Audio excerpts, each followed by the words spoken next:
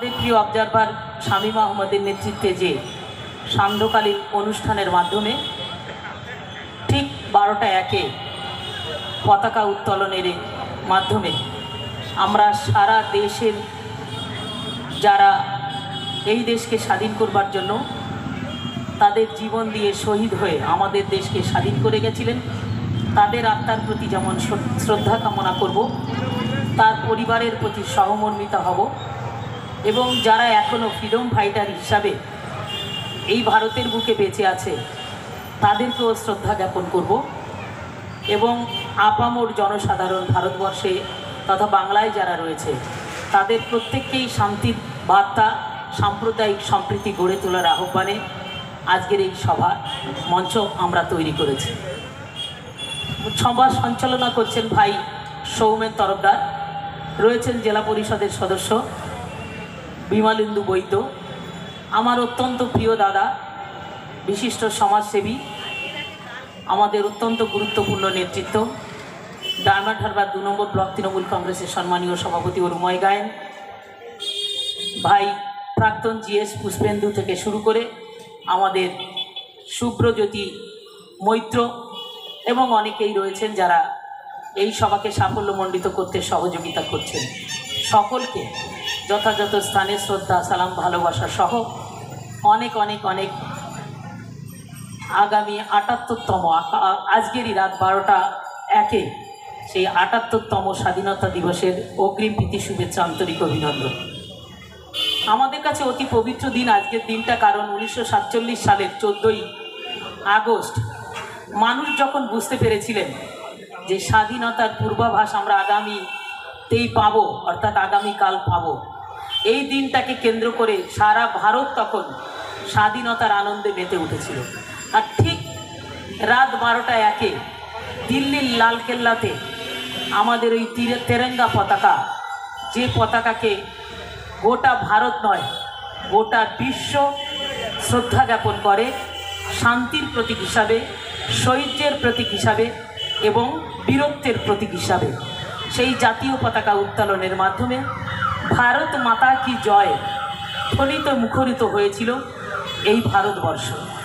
সেই দিনটা আমরা যারা এই বাংলা তথা ভারতবর্ষের বুকে জন্মগ্রহণ করি সেই দিনটাকে স্মরণ রেখে আমরাও ভারতবর্ষের প্রায় প্রতিটি জায়গায় মধ্যরাত্রে আমরা ঠিক 12টা 1-এ পতাকা উত্তোলন করি। আমার পাশেই দাঁড়িয়ে রয়েছেন আমাদের দাদা, প্রতি বছর তিনি কিন্তু সরিষা মোড়ের 246 মোড়ে এই মধ্যরাতে 12টা 1-এ পতাকা উত্তোলনের মাধ্যমে ভারতের বীর শহীদ তথা ভারতের বীর সৈনিকদের আত্মার শান্তি কামনা এবং শ্রদ্ধা জ্ঞাপন করেন তাদের প্রতি। তাই আপনাদেরকেও বলবো, আমরা এখানে ঠিক 12টা 1-এ আমরাও পতাকা উত্তোলনের মাধ্যমে দেশের সেই বীর শহীদদের আত্মার শান্তি কামনা সহ তাদের প্রতি শ্রদ্ধা জ্ঞাপন করব। আপনারা জানেন ভারতবর্ষ তথা বাংলার বর্তমান পরিবেশ পরিস্থিতি যা, তাতে করে দাঁড়িয়ে আমরা যদি সাম্প্রদায়িক সম্প্রীতির লক্ষ্যে সারা ভারতবাসীর কাছে বার্তা না দিই তাহলে আগামী দিনে কিন্তু ভারতের একটা বৃহৎ ক্ষতি হয়ে যাবে। তাই আপনাদের কাছে বলবো, প্রত্যেকটা ঘটনাকে কেন্দ্র করে যারা যেভাবে প্রতিবাদী হতে চাইছেন হন, আমাদের দুঃখ নেই, কিন্তু সেই প্রতিবাদের মাঝখানে রাজনীতিকে টেনে আনবেন না। কারণ আমরাও যারা মানুষ হিসাবে পৃথিবীর বুকে জন্মগ্রহণ করেছি আমরা কিন্তু প্রত্যেকেই অন্যায়ের প্রতিবাদ করতে জানি। যিনি যে রাজনৈতিক দল থেকে প্রশাসনিক কর্তা হিসাবে, প্রশাসনের অধিকর্তা হিসাবে গদিতে বসেন না কেন, তিনিও কিন্তু খারাপ কাজের প্রতিবাদ করতে জানেন। কিন্তু সেই প্রতিবাদের মাঝখানে কোথাও যদি রাজনীতির রং লেগে যায় তাহলে মনে রাখবেন দেশ ধ্বংসের পথে এগোতে 1 সেকেন্ড সময় লাগবে না। তাই প্রতিবাদ করুন, প্রতিরোধ গড়ে তুলুন।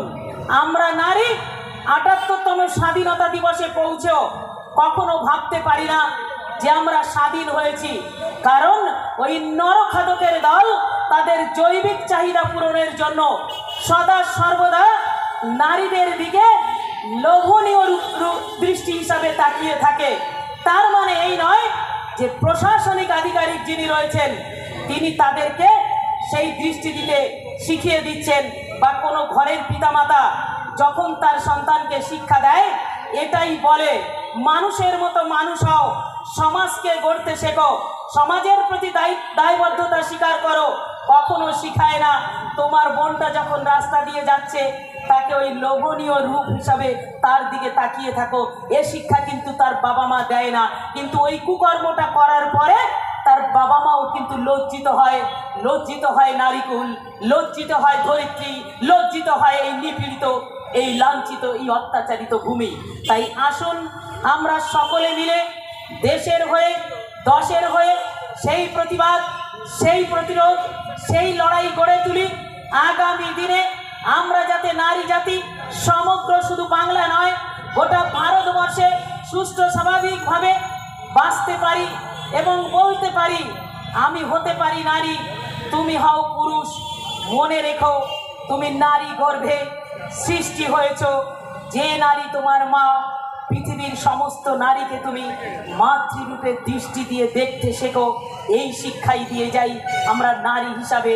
কিন্তু নারী হিসাবে প্রতিরোধ গড়ে তুলতে গিয়ে আজকের বাংলা জুড়ে, গোটা পৃথিবী জুড়ে যে ঘটনা ঘটছে তার দায়ভার নিতে গিয়ে আর একটা মানুষের যেন মৃত্যু না হয়, এদিকেও সকলে দৃষ্টি রাখবেন। ভালো থাকবেন, সুস্থ থাকবেন, স্বাভাবিক থাকবেন।